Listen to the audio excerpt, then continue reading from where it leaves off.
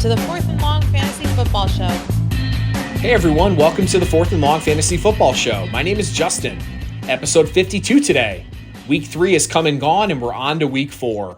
On today's episode, I'll give you a few of my Week 3 reactions, go over my waiver wire targets, and my starts of the week for Week 4. Now, as a reminder, I'll be releasing my weekly episodes throughout the season on Thursday mornings. Get you prepared with my weekly recaps, waiver wire ads, and starts of the week. Your time is valuable, so let's get to it. On today's show... All right, so for today's show, I'll start by giving you a couple quick reactions to Week 3. The first being Mike Williams, a wide receiver 1. What a start to the season for LA Chargers wide receiver Mike Williams. He's absolutely on fire the first 3 weeks of the season, playing the X receiver role in this LA Chargers offense. The Chargers talked all offseason about the role that Mike Williams would play in this offense, and it's come to fruition so far. He's seeing double-digit targets, and he's the preferred red zone weapon for second-year quarterback Justin Herbert. The talent's always been there for Mike Williams. It's just always been about opportunity and health. And if Mike Williams can stay healthy this season, he's an easy top 15 wide receiver rest of the season. I've even seen some experts with Mike Williams above running mate Keenan Allen. Next, the Atlanta Falcons offense. Ugly. That's all I have to say here. The Falcons offense does not look good the first 3 weeks of the season. Notable skill players who were being drafted in August, Calvin Ridley, Kyle Pitts, and Mike Davis, have all underperformed. And quarterback Matt Ryan looks cooked, honestly. His favorite target through 3 games has been Cordarrelle Patterson.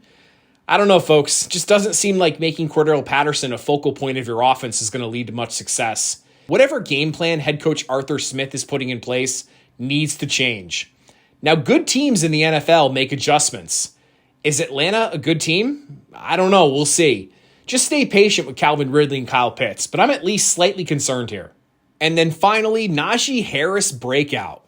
After a slow start to the season, Steelers rookie running back Najee Harris absolutely exploded onto the scene in Week 3 with a monster game.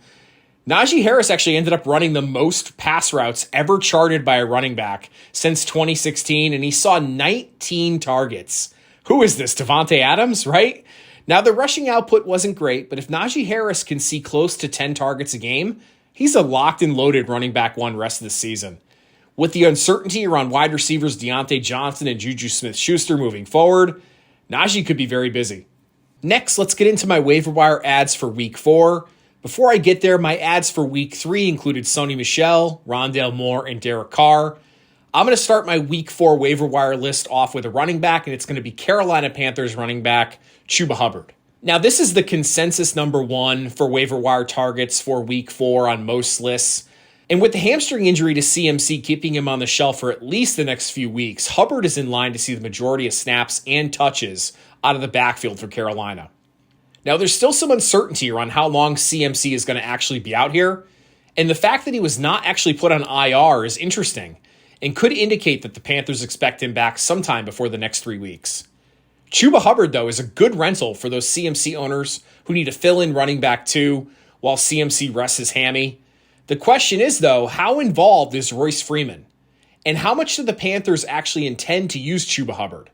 Chuba is not CMC, so I don't expect the Panthers to go out of their way to involve him as much as they do with CMC.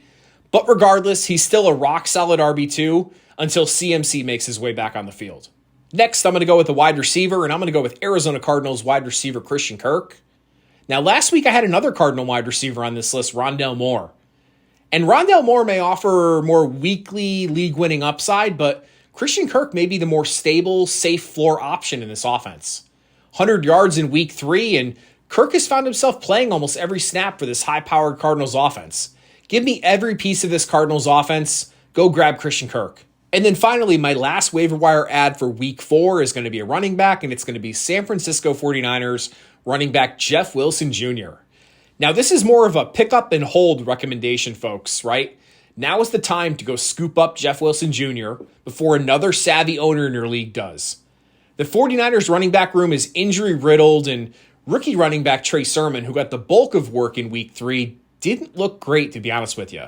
Now, Elijah Mitchell may be back in Week 4, very popular waiver wire ad after Week 1, but that's far from a guarantee. Jeff Wilson Jr. could be stepping into a fantasy goldmine when he does eventually return, and when that happens, it's unclear, but I'd expect it to be around midseason. We know how good this 49ers run game can be for fantasy, and if I can get a piece of that, I want it. All right, let me move into the last segment for today's show, and that's going to be my starts of the week. Now, going back to last week, I had quarterback Lamar Jackson, running back Saquon Barkley, and wide receiver DeAndre Hopkins. For week 4, I'm going to get my list started here with a quarterback, and it's going to be Cincinnati Bengals quarterback Joe Burrow. It's been a bit of an up and down start to the season for Joe Burrow, but there were some encouraging takeaways from week 3. Jamar Chase, the rookie wide receiver, looks legit, and I expect T. Higgins back in week 4. Week 4 does bring a get-right matchup against the lowly Jaguars defense at home in Cincinnati. The Jaguars are actually allowing nearly 22 fantasy points per game to quarterbacks through the first 3 weeks of the season. Joe Burrow is going to be a quarterback 1 in week 4. My next start of the week is going to be a running back, and I'm going to go with Kansas City Chiefs running back Clyde Edwards-Helaire. Finally, a big game for CEH in week 3. The second-year back rushed for 100 yards and scored a touchdown, and it was a welcome sight to those fantasy managers who invested in Clyde Edwards-Helaire this summer. Week 4 brings a matchup with the Philadelphia Eagles, who were just gashed by the Cowboys' dynamic 1-2 running back punch of Zeke Elliott and Tony Pollard on Monday Night Football in week 3. The Chiefs are going to be all business after falling to 1-2 this week, and CEH should find pay dirt once again to keep his fantasy manager smiling. And then my last start of the week is going to be a wide receiver, and it's going to be Buffalo Bills wide receiver Stefon Diggs. Diggs is due, guys. He really is. The target share is healthy with Diggs. He's seeing 25% or more of Josh Allen's targets, and the output just hasn't quite been there yet. But 13, 8, and 10 targets the first 3 weeks, I like that opportunity. Against the Houston Texans defense in week 4, Diggs is in a blow-up spot. Start him with confidence this week with the possibility that he's the number 1 overall scoring player. So that'll do it. Please remember to comment and like on this video on YouTube, subscribe to the channel, and find us on Apple Podcasts, Google Podcasts, and Spotify. This has been the 4th and Long Fantasy Football Show. Good luck in week 4, everybody. See you next week. Royalty-free music courtesy of Ben Sound. The views and opinions expressed on today's episode are that of the 4th and Long Fantasy Football Show. Remember to like and subscribe.